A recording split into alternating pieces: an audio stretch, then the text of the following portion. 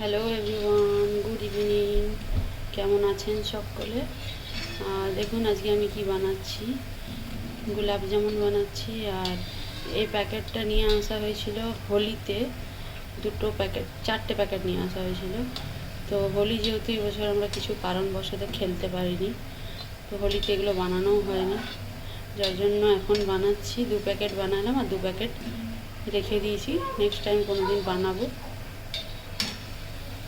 এগুলো readymade packet, সব কিছু রেডি করাই থাকে।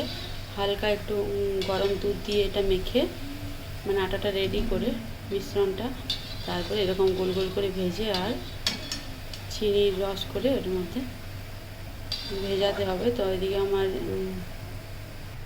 চিনির রসটা রেডি হয়ে গেছে। এখানে দিয়েছি চিনি, আর হচ্ছে গিয়ে এলাচ দিয়েছি, আর একটু দিয়েছিলাম হচ্ছে কেশর।